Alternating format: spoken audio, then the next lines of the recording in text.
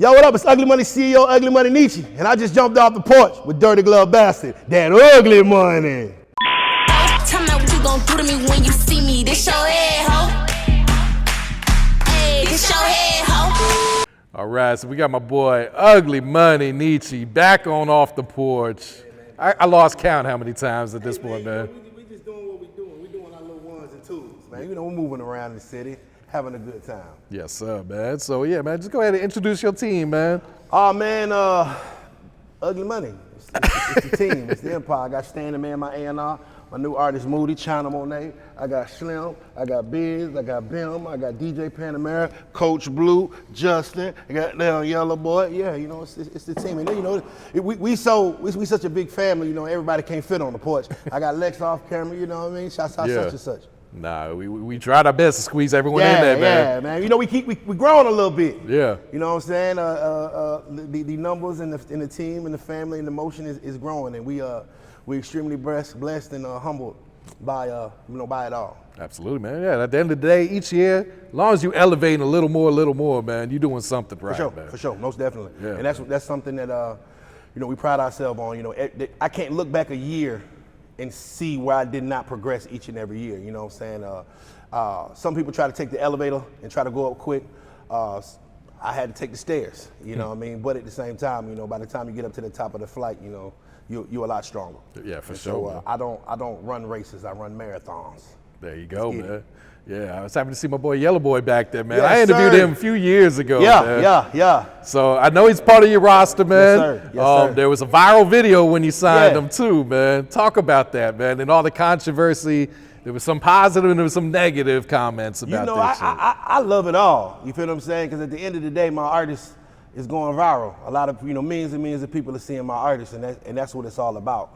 And, people have their things to say about numbers and prices and da-da-da-da-da, and this, that, and the third, but, who else giving it? It's not majors giving that kind of money out. It's not people with billions and billions of dollars giving that money out. And that's just in advance. That's what people don't understand about the situation. But if you never had a deal, you don't know that. This is advance money. This is the money to get your life together. This is the life money to go ahead and take care of everything you got to take care of so we can work with a clear head. You know what I'm saying? Yellow just got off a 35-city tour. Yep. The deal is way different than the advance. That's just the startup money. Then we're going to get to the deal, you know what I'm saying? We're going to I back every artist I put, that I sign. I put hundreds of thousands of dollars behind my artists, you know what I'm saying? All out the pocket, all independently, no loans, no investors, none of that. You know what I'm saying? That's just we real homegrown out the mud over here. And that's something that we pride ourselves on. So, people can say what they want to say, but at the end of the day, I had a lot of DMs from people that was trying to get that same thing. Oh yeah, for sure. I could imagine. You know what I mean? But people that got something to say about it, I'm like, hey man, well, who offered you 30? Who offered you $30? Maybe that's why they mad. Yeah. Who offered you 10? Who offered you 5? You know what I mean? And so I think the beautiful thing that we need to realize is the fact that one black man is trying to pour in another black man to help him go up. And if we look at that situation, it's a beautiful thing. Yeah. You know what I'm saying? That we pouring into each other to try to help and uplift each other up. Because a lot of people, when they get up, they don't look back. They don't try to bring nobody up with them. And I'm the type of guy that I'm gonna bring my folk with me. If you solid and you a sincere individual, hey man, let's all get in this van together and we gonna ride. So shouts out to YelloBoy. I'm extremely proud of him. He's been doing this thing, going viral all over the internet. And we're gonna keep on applying that pressure. He gonna go wild every time. Real shit, man. Yes, sir. What was it about YelloBoy that you really fucked with that said, man, I need him on the roster? It's big, man. He a hustler. The hustler always gonna win. That's what people don't understand. Hey man, you can lyrical, miracle, spherical, all you want to. You think you can be the best rapper in the world, but if you ain't no hustler, the hustler gonna win. The person that's gonna go out there and get it, the person that's gonna go out there and run that bad, the person that's gonna go out there and make them plays. YelloBoy a hustler. The hustler is always gonna win. Yes, I understand that certain people can rap as good as they wanna rap, and that's cool. But if you lazy with the rap, then what good is it? If you're not making no money with the rap, then what good is it? Talent is only worth something if we move the talent and people hear it. And so that's one thing I like about Yellow. He a hustler. He can get out there and push his stuff, you know what I'm saying? He gonna stand on his business. And, those are the type of people I wanna work with. I wanna work with individuals that will work as hard as I work, because I get up every day doing what I love to do, and I pushing forward. So if you can't work as hard as me, then we ain't gonna be able to keep up with me. You feel what I'm saying? And that's one thing I can say about Yellow. You know, you gotta, hard work beat talent when talent don't work hard. And not only is he, you know, hard working, but he's talented as well. So when you got those combinations, man, that's a tough brother to beat. Real shit, man. Respect. Yeah. Now, when it comes to running a label, not every artist is going to work out, Yes, man. sir. Do you want to kind of set the record straight on any of the artists that are no longer with you? Well, you know, I've never had an artist ask me to get out of any deal or any contract. I've never had an artist that was unhappy to the point where they say, I don't want to be here no more. Unfortunately, I've only had to tell artists that I can no longer work with them. You feel what I'm saying? I've had to drop some people. And that's not a personal thing. That's not a artistic thing. It's the fact of the matter is that, I tell you what, we just lost Takeoff. Now, why did we lose Takeoff? Takeoff got killed not too long ago. Why did we lose Takeoff? Because two individuals were having a conversation and somebody decided to pull out a gun. Why? We're having a conversation, we talking. What's the gun needed for? And so the gun gets pulled out and of course we lose a legend. That's the same reason I had to drop this young man. This artist, after I put $80,000 into him, decides to go pull a gun on an employee in work hours. So I ask you this, if you work for me and he pull a gun on you and I don't do nothing, what kind of leader am I? You wouldn't feel comfortable coming to work. You wouldn't feel comfortable, you know, following under my leadership. And so a lot of people be having moral things and just real, I guess, demons, man. I can't really describe it. I don't understand why people would do those things when nobody's threatening you, nobody's ever coming with you that kind of energy where you feel your life is in danger. So why are you going to pick up a gun? Well, you must be scared. Because where I'm from, you know, back in the day, we're going to go outside, hit the wood line and goddamn scrap it up like men. Yeah. So, you know, when people aren't prepared to do that, you know what I'm saying, hey, for whatever reason, I have no choice as a leader to distance myself from them. It's not about money, because he never made none. It's not about, you know, it's not about recognition, because he never had much. It's just about the fact of the matter is that the gas that I put on you, you tried to burn somebody else with, and I can't stand for that. At all points in time, I got to take care of my team. I got to take care of my company. I got to take care of my business. So, you know, I wish him the best, but you know, what's left in the past is in the past. We're moving to the future. And I really don't dwell on things or like to speak about things like that because I ain't that type of guy. But we ain't gonna let no false narratives get out there. Man pulled a gun on somebody at work. Boy, you're fired. You're fired. Who else would let somebody pull a gun on somebody? So it was pretty much a no-brainer for you, like. I mean, my hands are tied at this point. You know what I'm saying? There's not a business owner in the world that can say that they could welcome somebody back after that. Yeah. You feel what I'm saying? I mean, man, act like somebody was gonna hurt him, man. Y'all don't know what was wrong with him. Hey, the man told him to clean up, bro. Clean up. Hey, man, pick up your mess in the studio. That's what it was. That's what it was about, man. He man asked him to clean up his mess in the studio with some Popeyes chicken. He lost his deal for some Popeyes, bro. And when you got people like that, what can you do? You just got to distance yourself because clowns are going to be clowns. You know what? And if a man keeps on going back and forth or goes back and forth with a clown, you can't figure out who you start to lose track of who the clown is. And I'm not a clown. I'm a man. Because you know what? If I got an issue with somebody, we can take it outside or we can go our separate ways. But what I ain't got to go do is go grab a pistol because I ain't that scared of you. You don't put that much fear in my heart. Only time I would grab a pistol is if I feel like my life is in danger.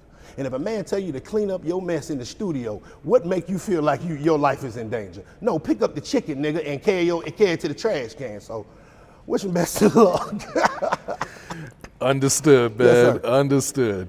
So the podcast's been going crazy, sir. Man. YouTube, what you said, 30 million in a month? Man, listen, man, let me tell you, man, Mike, I have had my podcast for going on almost 3 years. You know, I think I'm starting to be an OG in this game. And you know, for the first 3 years, it was slow. You know, we had viral moments like my Young Jock interview, my Fujiano interview, my Murphy Lee interview went crazy. So we had certain viral moments, but you know, it was a slow build. And what I think a lot of people don't understand is I started with very humble beginnings. I started in my living room with me and such with a GoPro camera and 2 phones. And so to see this platform grow to where it's gone as of late has been amazing. In the last, 2 weeks, we got 65,000 new subscribers. We got over 30 million views on YouTube alone and over 50 million views on social media platforms. And, it's just something that I'm extremely proud of. But the thing I want to let people know is it's not overnight. You know what I'm saying? A lot of times you start a show or start anything, it's just not going to happen overnight. People just hear about it overnight.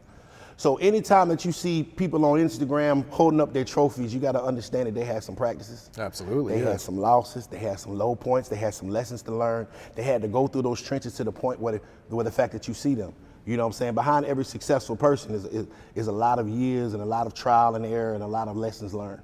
And we just extremely thankful, man. Ugly Money Podcast has jumped crazy. That's Blake. So you interviewed Charleston White, man. So me personally, I've turned him down numerous times, man. I can only imagine. So did you have any thought about should I take this interview or not? Or well, the first time I interviewed him, I didn't exactly know who he was. I had seen him. I was like, oh, that's the dude to be talking shit on the line. It wasn't really that deep for me. And I was approached with it. They hit me with it. It's like he's coming in town and say, hey, man, shoot, my 9 o'clock cancel, let's do it. And so when he walks in, I didn't know what to expect. I was like, I don't know what kind of energy, but what he was coming with, and I didn't know exactly, too much about him. We have the interview, and boy, oh boy.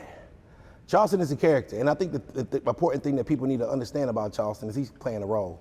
It's a role. I've talked to Charleston, the man. He's a pretty decent guy. So he's a pretty cool dude. But it's a role. It's an act he's playing or whatever, and he's playing it to the T. And you know what? And I respect the fact that he's honest about it. The fact of the matter is, I'm like, Charleston, so what is all this for? He says, money. So you can't do nothing respect the man that's telling you what's up. You know what I'm saying? And so, we did the interview, and it went crazy. And I'm talking about it went astronomically crazy, 100% increase of everything.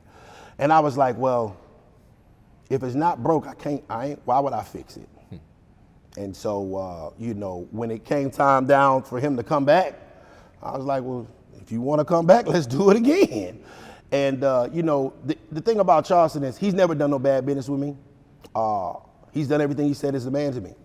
And so I'm the type of person that if you don't do wrong by me, why would I treat you any different? There it is. Yeah. Did you get any backlash for the interview? I don't know about backlash. I don't align myself with anything anybody says. I'm an interviewer, you know what I'm saying? When we're having an interview, I'm letting that man talk. I'm just asking questions. I'm asking the questions that the people want to know and letting that person answer them. So it's not a situation where Nietzsche is like, oh, I'm saying this, or no, I ain't saying nothing. I got a lot of respect for a lot of people that he mentioned, you know what I'm saying, good or bad. But that's my job as a journalist, is to ask the tough questions, is to ask the hard questions, and get the real answers. And I think that's what happened. It's not a situation where Nietzsche is co-signing anything. It's not a situation where Nietzsche is saying, oh yeah, I feel the same way. No, it's a situation where, hey man, what's this, what do you feel about R. Kelly? You know what I'm saying? What do you feel about King Von? And if he says something crazy, then that's on him, you know what I'm saying? But these are questions that the people want to know, and he gave the answers that I guess the people wanted to hear. Yeah, understood. Then you interviewed T.I.'s son, Yeah, too. yeah. Great kid, man. Yeah. Interviewed King. It was funny. I interviewed Charleston the week before I interviewed King, and this was like, it was 2 days before the stuff happened. So it was before. Oh yeah. I interviewed King before. I interviewed Charleston and King before the drama unfolded. And so, as you know, with podcasts, you got to shoot and then you got to edit. You got a little time period in between. So I'm in that time period in between editing and stuff, and I'm like, and I'm seeing what's going on. I'm like, oh my gosh. I'm like, I just had both of these two individuals on my platform less than a week apart, and I'm like, wow. But man, King came to the show, good kid, man. He's actually a lot smarter and a lot more mature than people give him credit for. You know what I'm saying? Like he answered his questions very eloquently. You can definitely see a lot of his dad in him. Oh yeah. You feel what I'm saying? Like, and then he actually turned around and came to my music summit right after that. So we built a dope relationship. I rock with bro. You know what I'm saying? I think he's got a bright future. And I totally understand where Tip comes from in his aspect of how he feels about that situation because of the fact that he's a father. Mm-hmm. And I understand you're gonna defend. Yeah, you got to protect your kids. For sure. I'm totally in alignment with you on that. You know what I'm saying? And so, but nah, man, King came and did his thing, man, popped his stuff. I asked him actually about Charleston on there. And, he answered it amazingly. He was like, you know, that's when you take the high road and you be mature and you don't follow into that. And I was like, you know what, brother? Boy, you sound like T.I. Shouts out to King, man. Now, do you have like a wish list of artists you would love to get on the podcast right Oh, now? man. You know. Sometimes you got to manifest the need. You know what? I need an O.J. Simpson tell-all. I need an O.J. Simpson tell-all. Who else I been wanting to get on the podcast? I still want Boosie, man. I don't know why, but I'm trying to get Boosie to come on. We missed out on him too during the rounds. Yeah, man. I was like, man, Boosie, come on and holler. Because, you know, we got a dope relationship, man. I've sent several artists to Boosie. He's offered. I think I've interviewed all of his artists. We need to interview Herschel Walker. That's who we need to interview. Because I'm saying, hey, don't nobody get backlash like Herschel Walker. I'm like, whoever is paying for these articles, my brother, it's a whole nother level. I don't know them. I know everything about Herschel Walker's You past, can't click on a present, YouTube video without an ad for Herschel Walker is platinum in the goddamn TV, man. I would love to interview Herschel Walker. Maybe he can pop his shit at the other guy, because man, that dude is dragging Herschel Walker. Other than that, who else would I want to interview, man? I would love, you know what? I would love to interview Kanye. And I'm gonna tell you why. Because I would just want to see if my chops is strong enough, which I believe, to actually get some realistic answers without him demonizing himself, without him canceling himself, without him putting himself in a pickle. And I think sometimes certain interview platforms purposely try to get things out of people that they know is going to get them in some stuff, you know what I'm saying? And I really don't operate from that place. So I wouldn't mind having a conversation with him, because at the end of the day, some of the things he does is, you know, we love Ye. We love him as an artist. We love the things he's done for the culture. But it's just like, bro, like, what is you thinking? Like, what was you thinking about when you put the White Lives Matter shirt on? Like, what was you thinking? Where was your mind? Where was your head space when you said that George Floyd didn't have a knee on his neck? You feel what I'm saying? And it's just like, I think it need to come from a place of love and not from a place of profit or gain or clout, to just really have a real deal one-on-one, man-to-man conversation. Because that's how I feel my podcast is, man. We just two real ones having a conversation whenever you sit down at the Ugly Money podcast. Yeah. What you think of him basically being canceled by all these corporations? Man, I'm up and down about it. It's just like a girlfriend that you love that don't want to act right, and you got to break up with her. You know, Kanye is he's an intricate individual. He's a difficult individual at times. On one half, yes, I got a lot of love and respect, and I'm a fan of his music, and I admire him in the business moves he made. On the other hand, certain things that he said, especially about the George Floyd situation, you know what I'm saying? It makes me feel indifferent. It makes me feel alienated from supporting that. You feel what I'm saying? So I think he finally got a reality check. I don't think that Kanye thought that he was going to, that many people would pull away from him, because he's Kanye. He provides so much value, he makes so much money. He's like, oh yeah, I can say what I want to say, because I'm gonna keep on making these folks that money. Yeah. Well, nah, them folks didn't think that way, and they pulled out. But I also look at it another way though, because you think about it. Adidas dropped them, Gap dropped them. Oops, I dropped my vape. Balenciaga, everybody, Def Jam, every entity and every business partnership that he has pretty much has dropped him. So now Kanye owns 100% of everything. He owns 100% of good music, 100% of Yeezy, 100% of his clothing, 100% of all his entities. Was it calculated? Because usually if you try to break a contract or get out of a deal, it's a penalty. He ain't had to pay no penalties. So now if Kanye, he's still Kanye, and at any point in time, he can command the attention of millions and millions of people. Well, if he can put out Yeezys on his own, and when he puts them at $200 or $300, he gets $200, $300 instead of maybe a $20, $30 what he would have got with Adidas. Or he puts out this clothing alone and he gets $100 a t-shirt instead of the $40 he would get as a partnership.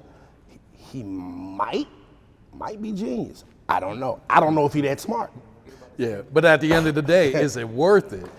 Considering everything that he said, like was it worth it when he went on the stage with Taylor Swift? Was it worth it when he said George Bush don't care about black people? Was it worth it? All the other antics. Kanye is nothing. It's nothing new. Kanye been doing this. You know, as much as we love his music, we know his antics. You feel what I'm saying? And so I guess the truth will unfold sooner or later. You know what I'm saying? But I don't know if he can spin this one. I think this is definitely the deepest he's ever been in, and we're gonna pray for him, man. I pray that he gets healthy. I pray that whatever he's going through, I don't know if it's with his wife or whatever, you know what I'm saying, whatever he's going through, because I don't know him personally, but I just pray that he, healing energy and, he gets it together. Yeah. Respect. Now, being a fan, is it easy for you to separate the artist from the person? Like even going to R. Kelly. Yeah. Yeah, that's not hard for me. The music is the music. The man is a piece of shit. I got daughters. I got 4 of them. Would I let my daughters be around R. Kelly? Heck no. Will I listen to an R. Kelly song? I'm not gonna make a person turn it off. We cannot deny what he was. We cannot deny his talent. We cannot deny those hits. True indeed. But I do not have to align myself with this man. I do not have to align myself with his beliefs. I do not have to respect the things that he did. And it's not allegedly no more because he just got convicted of it. So, we all saw the R. Kelly tape, back in the day. It was him. I don't know why people try to even act like you see it's him. And they try like, oh, it's not. No, it's him. You know what I'm saying? Like I saw it like everybody else. So it's like, I can't rock with that. You know what I'm saying? But once again, I never want to wish bad on anybody, but at the end of the day, I can't align myself with it, and I can't support it, and I ain't even gonna stand beside it. But if somebody play an R. Kelly song, I ain't tripping. You know what I'm saying? But at the same time, I'm not trying to interview him. There it is. I turned that one down. Yeah, that shit is sale. Yeah, I turned that one. I'm a dad, man. It's different. Yeah. It's different. I interview OJ before I interview R. Kelly, man. So what you do with the knife? Did the glove really fit, nigga? Respect. No, understood, man. Yes, sir. Let's go back to the Takeoff situation, man. Just Sure. first off, what was your reaction when you heard the news? Devastated, man. It's always a sad situation when we lose one of our own, when we lose a pillar in hip hop. And what's crazy is I remember booking the Migos years ago in Augusta, Georgia, when I was on the radio. And it's just a testament to Coach K and CEO P's genius, because me and Coach K had a situation like, hey man, you play that record, I'm gonna give you a price you can't refuse. I was like, bet. And I remember I almost got fired from the radio station for playing that damn record. I was playing the hell out of Versace, back to back to back to back. And Coach K gave me a price I couldn't refuse. And at that time, Offset was locked up. He was locked up, and it was just Takeoff and Quavo. And they came and they did their thing, you know what I'm saying? And this was early on, before Drake had hopped on Versace or anything. And I just pray that everybody heals. I pray that Quavo and Offset can reconcile the differences, you know what I'm saying, at least for this situation. And people just mourn in peace. I think the main thing that everybody points fingers. When those things happen, everybody points fingers. Oh, it's his fault. Oh, it's his fault. Oh, it's that person's fault. Oh, it's everybody's fault. But nobody talks about the person that pulls the trigger. It's that nigga fault. You picked up the gun, you shot it. They need to fry his ass.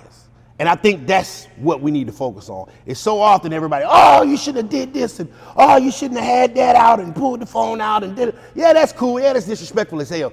Let's talk about the person that pulled the trigger. Why do you have the gun? At what point in time did you feel like your life was in danger or his life was in danger for you to pull out a gun? And I think that's the thing that people need to focus on. I think that we put the blame on too many other people when it's at the end of the day, in any gun-related shooting or gun-related murder, there is a shooter. That's the person that has the blame. Yeah. Fire his ass up. Even if it came from his side. For sure. That's what they're alleging, that For it was sure. friendly fire. For sure. Fire his ass up. There it is. You know what I'm saying? What you pulling the gun out for? You scared? Scared, nigga? Stay home. Period. Yeah, I don't respect that. Hey, you shouldn't have pulled it out in the first place. Ain't nobody else pulled out the gun. What you pulling out your gun for? You had I'm not no internet lawyer or nothing like that, but I seen the man had the gun out before, and it didn't look like it was a situation where it was like any real pressure. You know what I'm saying? So what you pulling out the gun for, bro? Yeah. Now your partner dead. And that's just what it is. I don't know, bro, you know what I'm saying? But I just don't respect that at any point, any shape, form, or fashion. Hey, man, like, those should be used. We got to put the guns down. I wish we need to get back to fighting. You know, we need to get back to that. Like, it's so many people, these niggas are scared to take an ass whipping. Yeah. Hey, man, look, I don't like you. You don't like me. Let's go out here handling like men. And afterwards, we're going to respect each other more. Because the fact that, man, you know what, you hit me with that right hook, but I got a black eye, or I got a busted lip, it is what it is. You know what, bro? We can move forward. I still don't agree with you on that, but goddammit, I respect you as a man. That's what needs to do it. Everybody goes home to their family. Everybody goes home to their kids, and everybody lives another day. Yeah. But picking up a gun as soon as somebody say, fuck you, but you wouldn't have that same energy if you didn't have that gun in your hand. I don't respect it. Yeah. And I think it's even deeper than, you know, people just getting afraid of getting an ass whooping. It's that someone recording it and them being, you know, shamed on social media for catching an ass So you whooping. rather be ashamed on social media for walking away from something or whatever than spend the rest of your life in jail. Your daughter doesn't have a father. Your wife doesn't have a husband. Your mother doesn't have a son that they can go see and touch because you didn't want to look like you didn't want to look soft on social media. Well, they probably gonna treat you soft in that prison. You feel what I'm saying? So it's a mentality change we gotta make. Hey, bro, everything ain't gotta be solved in violence, my brother. I was in Iraq, man. I was in the military for 8 years. I deployed with the 2nd Infantry Division I was stationed in Ramadi, Iraq, but I was in the Phantom Fury, Operation Phantom Fury in Fallujah, the same operation that the American Sniper movie was at. And for 30 days, we got mortared, we got bombed, we got shot at, we got IED explosions and everything like that. And you know, being in the military, I've had to take someone's life. And when you've done it before, it's not as cool as people make you think. It's not as grandiose and it's not as amazing as people seem to be. And when I see some people talk about it, I'm like, I can tell you never did it. Because you wouldn't talk about it, you wouldn't glorify it so much. Killing ain't that cool, bro. It ain't. When you gotta look a person in the eye and know that you took their life, it should hit different. And I had to do it several times, legally, in a war. And so, you know, I try my best to try to handle all situations peacefully. And even if we can't come to an agreement, we could both walk away and go home safe. Real shit. Are these, like, do you talk to your artists before you guys go out of town about these type of situations? We move right. I'm ex-military, so we move militant. You know what I'm saying? We have a lot of communication. It's just important. You know what I'm saying? It's just important. And given things are going to happen, some things it's not even directed to you. You're just in the middle of it. You know, but when these things happen, to try to be as safe as humanly possible. Now, given if somebody wants to come in here with a goddamn AK-47 and spray it up, you know what I'm saying, ain't much we can do. All we can do is pray and, you know, stay prayed up. But we try to move as safe as possible. We try to move as calculated as possible, and we be in and we be out. We here to handle the business, we here to get on, you know what I'm saying? If you ever been around me, you'll see how just militant we move. And it's not because anybody out to get us, it's just because, you know what, somebody might be out to get that person, and he ain't got a good aim, like the dude that took Takeoff's life. He ain't aiming right. So he ready to kick out that guy, but you know what? He turned around and hit you in the chest. So let's go ahead and move ourselves. So we definitely move very militant. We move very cautiously. And that comes with time, you know what I'm saying? That comes with just being in it for years, you know what I'm saying? We've had some bumps in the road, and you know, we've had to learn from those situations. But yeah, man, I feel safe every time. You know, I want my artists to feel safe every time we go out of town, because we tour 2 tours a year, man, over 30 cities. So we doing 60 city tours independently every year. So, you know, we just got to make sure that we always safe. Real shit, man. Yes, sir. Yeah. All right, so let's talk about some of the artists, man, what they got coming up. Talk about, what Moody about to drop, man? Moody got that out of there, man. I don't know if you've seen it, but when you hear that, yeah, man, Moody. We just dropped this video like 10 days ago, man. That thing, Okay. what is that? 50,000 right now. 50K views, man. About a couple of 100,000 views on social media, man. Moody is doing his thing. Once again, it's another artist that came through the platform. You know what I'm saying? He came to the Ugly Money Music Summit the first time. He came up short to his label mate Jizzle. And second time he spent the block. And that's how you know it's real. That's how you know this thing is genuine, because, you know, he had to he had to take 6 months off and come back. And he came back the next time, and he was the best thing in there smoking. And I gave him, I gave him a couple of racks in his pocket, and we've been rocking ever since. As you can see, he here. Yeah. And that's the main thing I be wanting people to know. Like, this is real. Like when I say I'm taking somebody to Boosie, I really take them to Boosie. When I take somebody to, I say I'm taking you to Moneybagg Yo. I really take them to Moneybagg Yo. And there's not a lot of people that can do that. Moneybagg Yo ain't the type of guy you can just go pay and say, hey, I want to pull up on you. Money be like, nigga, I'm a million. I don't give a shit. You feel what I'm saying? These are relationships. When I say when I took that boy the gun, I really took him the gun. You can't Photoshop this. You can't carbon copy this. I can't draw this in. These people, these things are really happening. So when anytime an artist texts my number, just understand that this is real. I'm really doing what I'm saying I'm gonna do, and I'm standing on it each and every time. There's never been a time where a person has won something from me and ain't got what they said it was gonna get.